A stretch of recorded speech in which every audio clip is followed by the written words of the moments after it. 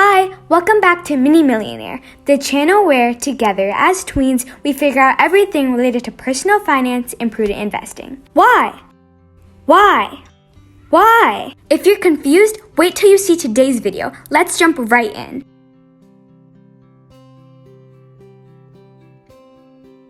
When I was discussing this topic with my dad, he told me to name 3 companies or businesses that I admire.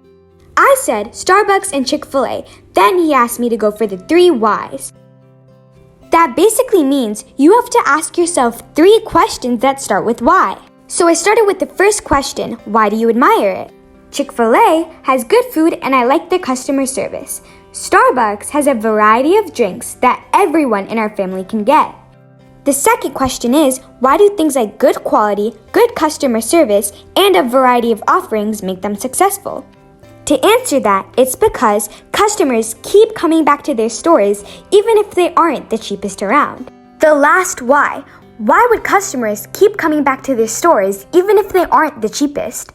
Taking a customer-centric approach builds loyalty and make the customers feel like they get their money's worth. Customer loyalty. It is very important in making a business admirable. Money and profits are not always a good place to start. They're byproducts of building a customer-centric business. Apple is the most expensive phone, but it is still the most bought. It is a great example of customer loyalty. If you want to analyze Apple's success, do your own 3 whys. Now, let's take the same theory and use it somewhere else. Let's say you want to start a business or start working on something that will make a difference in people's lives. Usually, the way people go about starting a business may be something like this. First, they look for a problem to solve, which is a great place to start. For example, they want to address clear water scarcity. Then they ask themselves, what kind of business should I start that deals with solving water scarcity? Then they may set out trying to find a way to extract clean water from, let's say, seawater in the most efficient way, or try to capture rain from one place and use it in another. I even read somewhere people try to move icebergs from the Arctic Circle to near Africa. But what if, instead of asking how, we go back and ask why?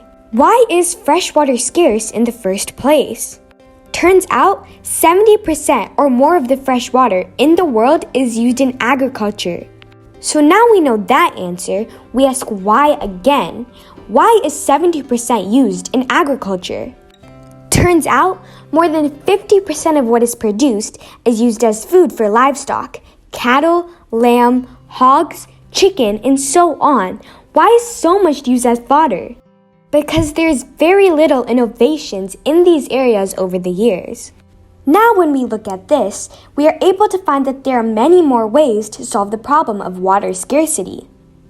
Whether it is trying to raise livestock in better ways, reducing consumption of meat grown in traditional ways, making agriculture lesser water insensitive, separating livestock and human agriculture farms, and so on. There are more options than we can imagine, now that we have gone down the 3 whys. Let's look at a real story. I'm sure you guys know Elon Musk. If you don't, go search him up. His company, SpaceX, revolutionized space launches. Until he came along, only government agencies such as NASA could do space launches. Here is how his 3 whys went. Number 1. Why are the government agencies alone doing space launches and not private companies? It is because the cost of these programs is too high for private companies to get into the business. Number 2. Why are the costs higher? Because the rockets that thrust the satellites into space are very expensive to make. Number 3. Why are they expensive to make? The answer to that is because they are one-time use, only as they fall into the ocean and will have to be built again every time there is a launch. Aha! After the 3rd why, he got the real reason, and he was able to come up with the solution and a multi-billion-dollar business. He made the rocket that takes the satellites into space, comes back and lands safely so that it could be reused during the next launch. Here he is explaining himself how he made it less expensive. the boost stage, which is about 70% of the cost of the rocket. So Which cost is that? How much is that? well, I mean, it's sort of on the order of $30 to $35 million. Right, so you want to save that. Yeah, I mean, it's like, I tell my team, it's like, imagine there was a pallet of cash that was plummeting through the atmosphere, and it was going to burn up and smash into tiny pieces. Would you try to save it? Right. Probably yes. Yes, okay. Yeah. The important lesson here is he started with the 3 whys. This is how he revolutionized the process of launches, and that makes him a genius.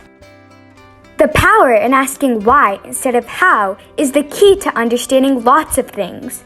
So the next time you're trying to understand something, start with why and keep going till you get the solution. For example, if we are in our high school junior/senior years and ready to apply for colleges, instead of asking which ones, what we want to study and where, maybe we should start with this first why.